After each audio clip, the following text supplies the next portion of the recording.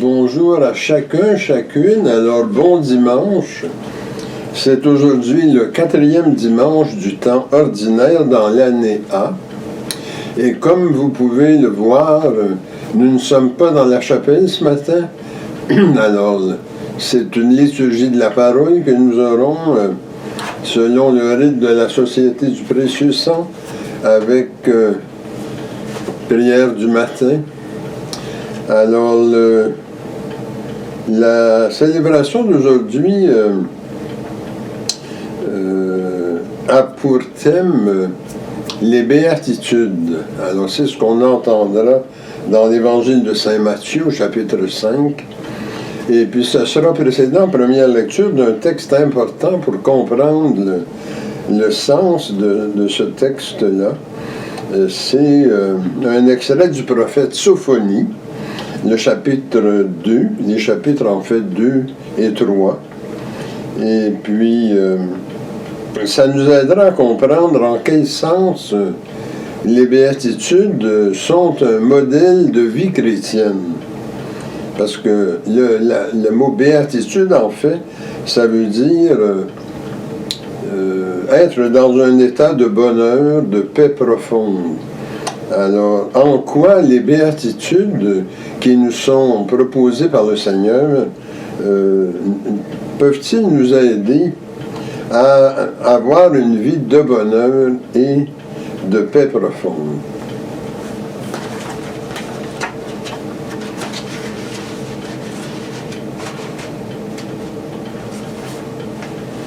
Alors, en fait, nous avons cette célébration depuis ma résidence ici à Ottawa, parce que nous avons de la neige ici dans la région ce matin, et puis les routes ne sont pas particulièrement sécures. Alors, surtout que nous vieillissons dans la communauté ici à Ottawa. Alors, pour la protection de chacun, c'est mieux qu'on ne prenne pas la route ce matin.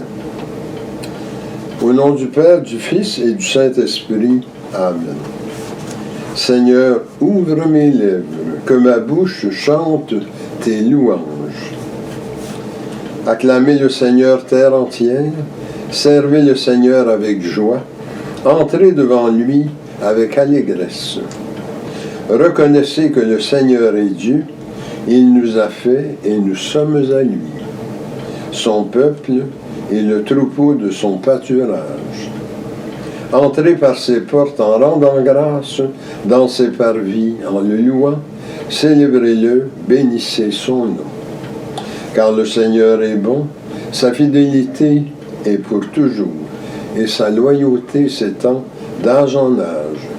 Gloire au Père, au Fils et au Saint-Esprit, comme au commencement, aujourd'hui et à jamais. Dieu de mon cœur, dont tout annonce la puissance, Dieu de mon cœur, à toi la gloire et l'honneur. Que pénétré de ta présence, j'adore partout ton essence, Dieu de mon cœur. Seigneur, j'écris vers toi, et ma prière te parviendra dès le matin. Que ma bouche soit remplie de louanges, afin que je chante ta gloire et ta grandeur pendant tout le jour. Prions. Seigneur notre Dieu, nous te remercions d'avoir fait luire pour nous ce jour nouveau. Fais-nous la grâce de nous dépouiller des œuvres de ténèbres, afin que, revêtant les armes de la lumière, nous marchions devant toi honnêtement, loin de tout péché, à l'exemple de Jésus-Christ, ton Fils, notre Seigneur. Amen. Et maintenant, un rappel des 10 commandements. Je suis l'Éternel ton Dieu, tu n'auras pas d'autre Dieu que moi. Seigneur, aie pitié de nous et incline nos cœurs à garder cette loi. Tu ne feras pas d'image taillée pour les adorer et leur rendre un culte. Seigneur, aie pitié de nous. Tu ne te serviras pas avec légèreté du nom du Seigneur ton Dieu. Seigneur, incline nos cœurs à garder cette loi. Souviens-toi de sanctifier le jour du Seigneur. Tu travailleras pendant 6 jours, mais le 7e est le repos du Seigneur ton Dieu. Seigneur, aie pitié de nous. Honore ton père et ta mère. Seigneur, incline nos cœurs à garder cette loi. Tu ne tueras point. Seigneur, aie pitié de nous. Tu ne commettras point d'adultère. Seigneur, incline nos cœurs à garder cette loi. Tu ne déroberas point. Seigneur, aie pitié de nous. Tu ne porteras pas de faux témoignages contre ton prochain. Seigneur, incline nos cœurs à garder cette loi.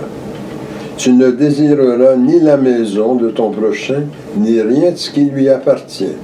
Seigneur, aie pitié de nous. Un docteur de la loi interrogea Jésus. Maître, quel est le plus grand commandement de la loi? Jésus lui répondit, tu aimeras le Seigneur ton Dieu de tout ton cœur, de toute ton âme et de toute ta pensée. C'est le premier et le plus grand commandement. Et voici le second qui est aussi important. Tu aimeras ton prochain comme toi-même. Dans ces deux commandements sont renfermés toute la loi et les prophètes. Seigneur, aie pitié de nous et grave dans nos cœurs toutes ces lois que tu nous as données. Nous t'en supplions. Et maintenant, faisons notre confession. Mes frères et sœurs, mettons-nous dans les dispositions pour recevoir l'illumination de Dieu et confessons-lui nos manques d'amour à son endroit et envers nos frères et sœurs. Nous avons péché contre toi, Seigneur, en pensée, en parole et en acte, parce que nous avons fait et parce que nous n'avons pas accompli. Nous ne t'avons pas aimé de tout notre cœur, et nous n'avons pas aimé notre prochain comme nous-mêmes. Pour l'amour de ton Christ, aie pitié de nous, pardonne-nous, renouvelle-nous, et fais-nous marcher dans tes voies à la gloire de ton nom. Amen. Que Dieu vous fasse miséricorde, qu'il vous pardonne vos péchés et vous conduise à la vie éternelle. Amen. Et maintenant, nous entrons dans la liturgie de la parole. Ta parole, Seigneur, est plus douce à mon oreille que l'instrument le plus flatteur. Ta parole est pour moi ce qu'à la jeune abeille est le suc de la tendre fleur. Bon pasteur, aux meilleurs herbages, tu conduis tes jeunes agneaux. Pour eux sont les plus frais ombrages, et pour eux les plus clairs eaux. Chantons sous ces voûtes antiques le Dieu qui règne sur nos cœurs. Exaltons par de saints cantiques et son amour et ses faveurs. Le Seigneur soit avec vous. Prions. Seigneur notre Dieu, roi du ciel et de la terre, daigne régler, sanctifier, conduire et gouverner en ce jour nos âmes et nos corps, nos sentiments, nos paroles et nos actions, selon ta loi, et dans l'obéissance à tes commandements, afin que nous soyons sauvés et délivrés en cette vie et pendant l'éternité, par le secours de ta grâce, ô Sauveur du monde. Amen.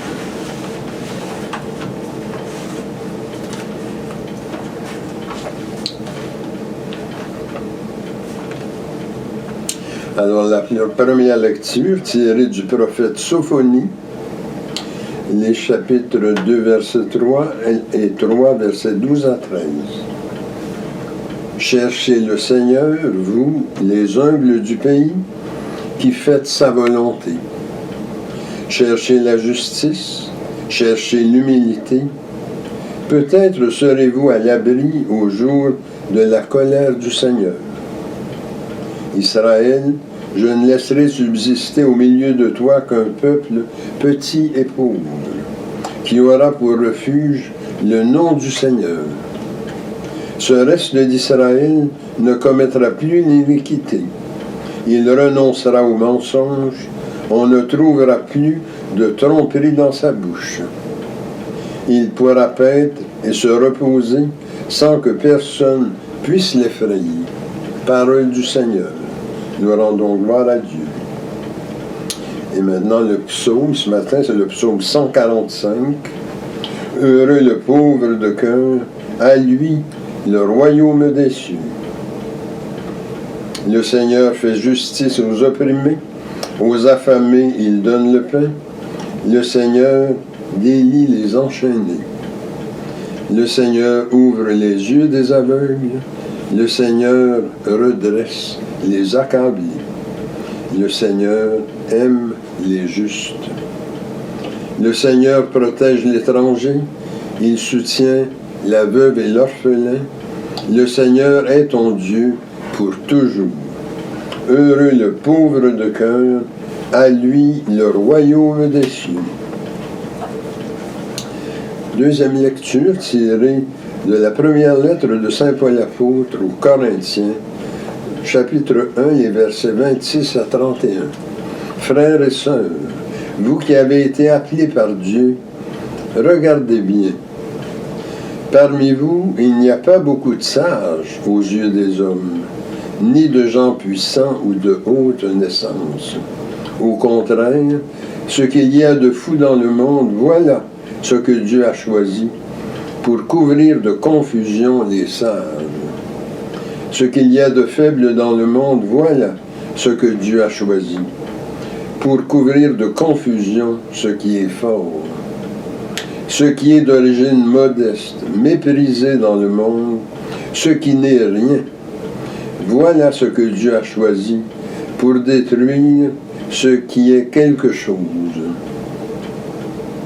afin que personne ne puisse s'enorgueillir devant Dieu. C'est grâce à Dieu, en effet, que vous êtes dans le Christ Jésus, qui a été envoyé par lui pour être notre sagesse, pour être notre justice, notre sanctification, notre rédemption.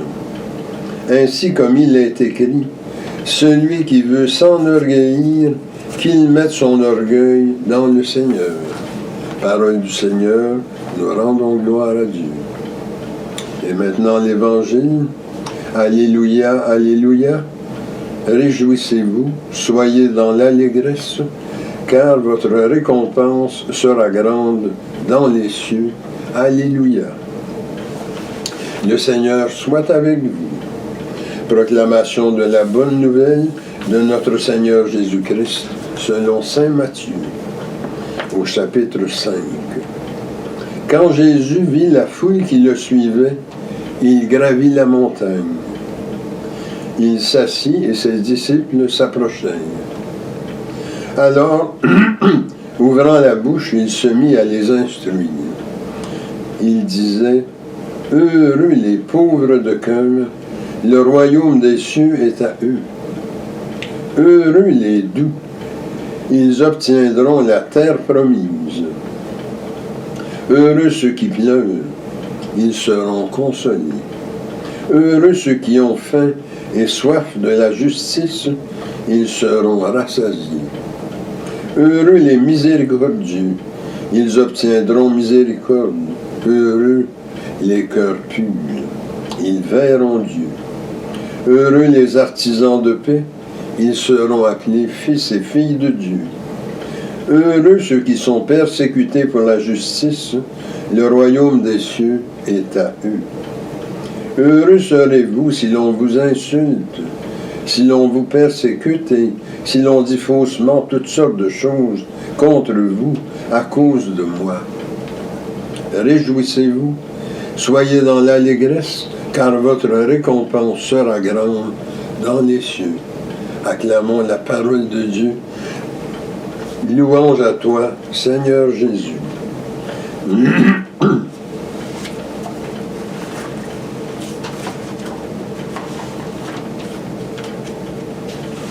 Alors, on vient de l'entendre dans l'évangile de ce 4e dimanche du temps ordinaire. Jésus fait le beau discours des béatitudes. Il enseigne une attitude spirituelle semblable à celle qui a été exposée en première lecture par le prophète Sophonie, à l'aide du terme. Alors cette attitude, en fait, il en parle, et puis dans le texte original en hébreu, il y a un mot qui apparaît, c'est le mot anawim. C'est un mot important dans le contexte des études bibliques. Ça signifie pauvre de Dieu, humble de cœur. Et c'est en fait sur cette spiritualité que va nous être donné le beau discours des béatitudes qu'on appelle aussi le sermon sur la montagne. Alors en fait, quelle est la théologie derrière cette spiritualité-là? Alors, Sophonie parle à ses contemporains. Nous sommes à Jérusalem vers 625 avant Jésus-Christ, et puis le pays est sous le règne du roi Osias. Alors, il invite ses contemporains à vivre d'une manière qui plaît à Dieu. Et la manière qui plaît à Dieu, c'est celle des Anawim, des pauvres de cœur. Ne faites pas de mal, écrit-il, ne dites pas de mensonges. Sophonie, chapitre 3, verset 13. Il leur dit aussi de la part de Dieu que le petit reste de ceux et celles qui vivent ainsi, qui vivent en ne faisant pas de mal et en ne mentant pas, ceux-là seront sauvés. Sophonie, chapitre 2, les versets 2 et 3. Mais ces valeurs qui nous sont enseignées ne sont pas nécessairement celles qu'on trouve dans la société dans laquelle on vit. Alors que faire? Est-ce qu'on risque de passer pour des fanatiques qui achalent le monde avec leur religion? Parce que dans le fond, si on se positionne face à des comportements qui vont à l'encontre de cet enseignement de Sophonie, est-ce qu'on risque pas, surtout si on invoque notre religion, de tomber sur les nerfs du monde? Est-ce qu'il faut plutôt aller dans le sens de taire notre foi pour ne pas déranger? Ou bien encore la compromettre, notre foi, en suivant de faux prophètes, des gens qui nous amènent plutôt dans un monde d'illusions, dans un monde fourbe, dont il faut se garder, d'après l'Évangile de Saint Matthieu, chapitre 7, les versets 15 à 20. Pourquoi se garder des faux prophètes? C'est qu'ils mentent. S'ils nous proposent des illusions, des faussetés, ils mentent. C'est ce qu'on a dans les Actes des Apôtres au chapitre 20, les versets 29 à 31. Alors, rappelons-nous les paroles de Sophonie. Les Anawim ne disent pas de mensonges. Alors, ceux qui ont cette spiritualité de la pauvreté du cœur, de l'humilité de cœur, ce sont des gens authentiques. Ils ne font pas de tromperie, ils ne trompent pas les autres. Sophonie, chapitre 3, verset 13. Alors, dans l'Évangile, ce matin, chez Saint Matthieu, le chapitre 5, dans le discours de béatitude, Jésus décrit ceux et celles qui le reflètent comme humbles et doux, épris de justice, miséricordieux, purs de cœur, pacifiques. Alors, ce sont les traits des Anawim, si on retourne au texte de Sophonie. Ça implique de vivre unis à Dieu, de suivre les directives qu'il nous donne dans ses commandements, de suivre Jésus de notre mieux, Jésus qui les a incarnés complètement, ces commandements de Dieu. De nous relever également si on tombe, si on commet des choses qui font rebuffer notre conscience, bien avoir la disposition de cœur pour se réconcilier, reconnaître nos erreurs et approcher les gens à qui on a fait de la peine, du tort, et puis essayer de se réconcilier. En fait, ne pas compromettre le salut que Jésus apporte en résistant aux valeurs qui y font obstacle. Alors, comment est-ce que les valeurs du monde font obstacle à celles des Anawim, des humbles de cœur. Bien, en favorisant un ego démesuré plus souvent. Et quand ça se produit que notre ego devient démesuré, surdimensionné, bien, ça fait comme un écran à l'illumination de Dieu. Alors notre âme manque de luminosité qui est sa nourriture et notre conscience n'est pas suffisamment éclairée. C'est comme ça qu'on peut tomber facilement dans la collusion, un monde qui nous invite à s'unir souvent pour commettre l'iniquité, pour tomber dans la corruption facilement. Tu sais, des fois, les gens me disent, c'est quoi ça, la collusion?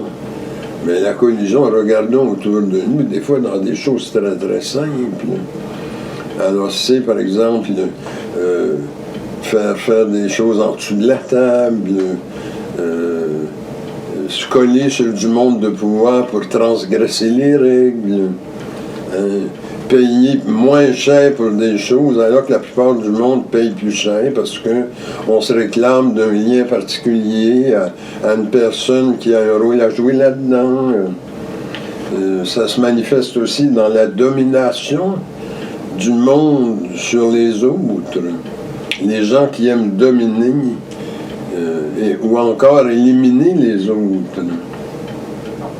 Ça va à l'encontre de l'attitude d'humilité sur laquelle se base Jésus pour nous enseigner un modèle de vie chrétienne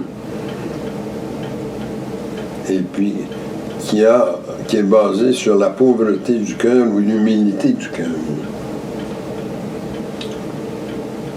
Mais résister n'est pas facile. Tu sais, on parle de ça facilement, mais dans la vie de tous les jours, que ce soit au travail ou ailleurs, c'est pas évident, puis c'est pas facile. C'est ce que nous dit saint Paul dans sa première lettre aux Corinthiens, le chapitre 1, les versets 26 à 31 qu'on a lus en deuxième lecture. Et pourquoi c'est pas facile de résister? Ben, parce que si on accepte Jésus comme notre sauveur personnel et qu'on se base sur lui pour orienter notre vie, bien, on risque de passer pour des imbéciles. Ça, c'est un phénomène de notre temps. Aujourd'hui, si vous vous affichez comme croyant, que vous suivez Jésus et que vous orientez votre vie sur lui, vous risquez de passer pour un vrai pas d'allure. Et ça, on l'entend même. Avez-vous vu cette personne-là, bardée de diplômes et puis avec des positions très élevées? Quel imbécile! Il va à la messe, il croit en Dieu, c'est un pas d'allure. Parce qu'on n'a pas de Dieu. C'est ça, c'est nouveau, là. Vous êtes méprisés, souvent, si vous annoncez que vous guidez votre vie sur le Seigneur. Alors, toujours dans saint Paul aux Corinthiens, il nous rassure par ailleurs. Dieu a choisi ce qu'il y a de fou dans le monde pour confondre les sages. 1 Corinthiens 1, les versets 27 à 29.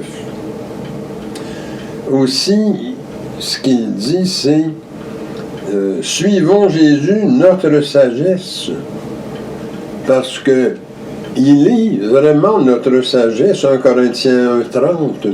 Pourquoi? Parce qu'il l'a payé de sa vie. Il est allé au bout de son engagement. Et quand il a été menacé de mort, il n'a pas pris ses pattes puis courir.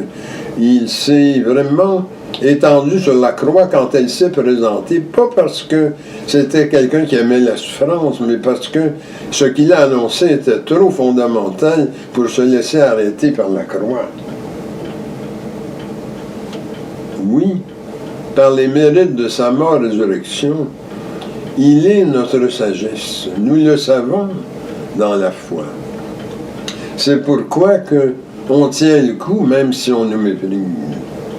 Parce que nous le savons en dedans de nous, notre cœur aussi, notre âme reçoit cette lumière, il est capable d'apporter au monde le bien-être et la paix.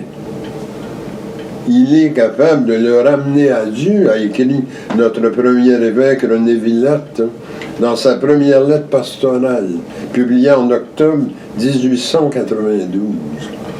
Ça c'est intéressant parce que, en retournant aux écrits de Monseigneur Villette, c'est le texte de Saint Paul, 1 Corinthiens 1, versets 26 à 31, que nous avons ce matin en deuxième lecture. Bien, c'est un texte clé sur lequel Monseigneur Villette s'est établi pour rédiger sa première lettre pastorale après sa consécration. Alors il écrit « Ce que le monde peut dire de nous nous importe peu. L'important, c'est d'avoir une conscience pure. » Alors vous voyez encore la spiritualité des Anawim, le cœur pur, la conscience pure devant Dieu, et de faire sa volonté. Alors, en ce 4e dimanche de l'année A, renouvelons notre engagement à marcher dans les voies du Seigneur comme les Anawim. Et en finale, parce que je suis rendu à la fin de mon homélie, et j'aime toujours terminer par une prière. Alors ce matin, je vais utiliser les paroles du prêtre Siméon, parce que nous commémorons aujourd'hui la présentation de Jésus au temple. En fait, c'est le 2 février, qui sera plus tard cette semaine, mais on le commémore aujourd'hui. Alors voilà, en guise de prière finale, ces paroles du prêtre Siméon quand il a vu l'enfant Jésus dans les bras de Marie.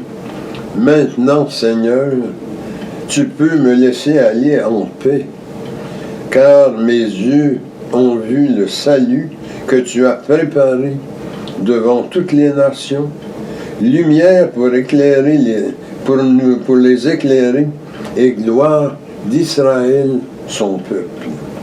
Au nom du Père et du Fils et du Saint-Esprit. Amen.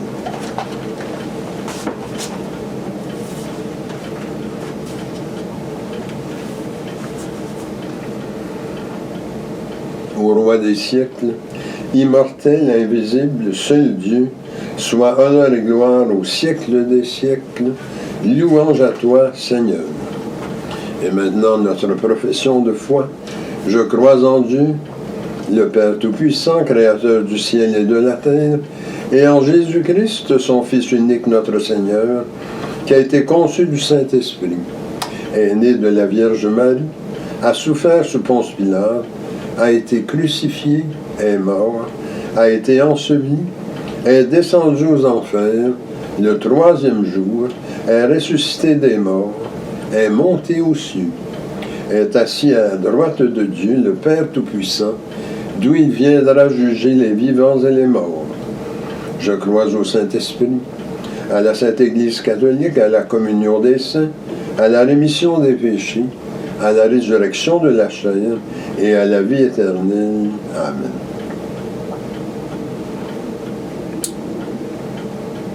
Le Christ est l'impulsion de tendresse et de miséricorde de Dieu. Demandons que cette impulsion rejoigne les besoins et les préoccupations que nous avons pour nous-mêmes, pour notre milieu de vie et de travail, ainsi que pour notre pays et pour le monde. Alors à ce moment-ci, présentons à Dieu les intentions personnelles que nous avons. Ça peut être des soucis de santé, ça peut être des préoccupations que nous avons pour des parents, des amis, des gens qui vivent des choses difficiles et qui auraient besoin d'assistance. Alors, prenons le temps de les accueillir en nous-mêmes, ces besoins-là, et de les présenter à Dieu. Seigneur, écoute-nous. Seigneur, exauce-nous.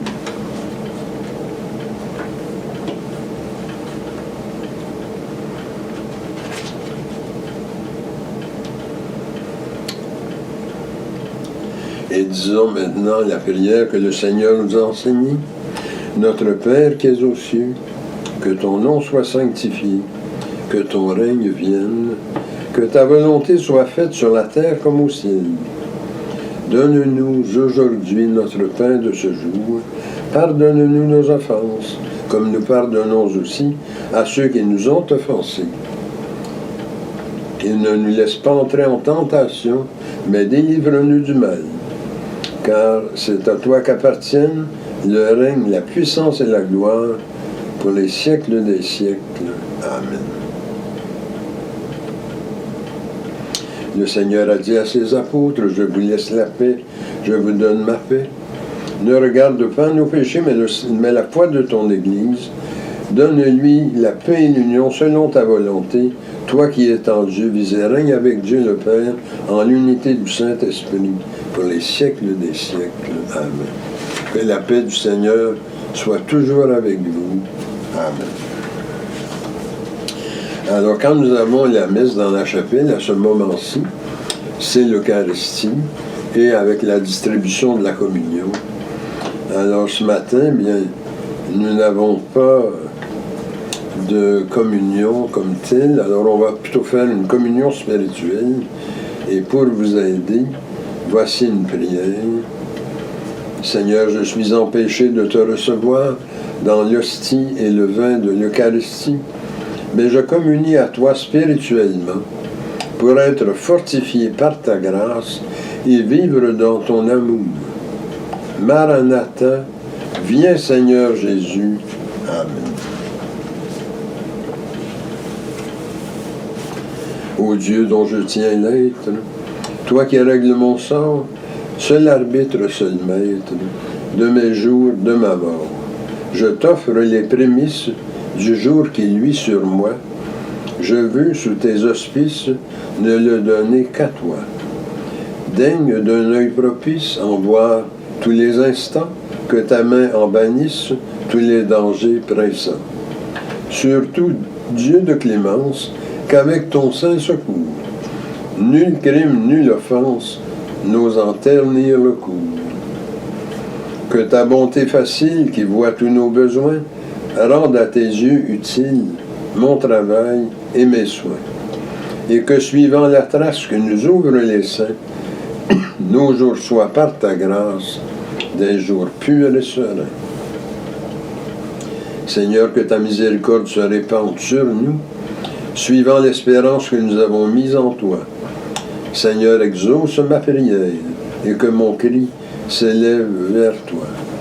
Le Seigneur soit avec vous. Prions.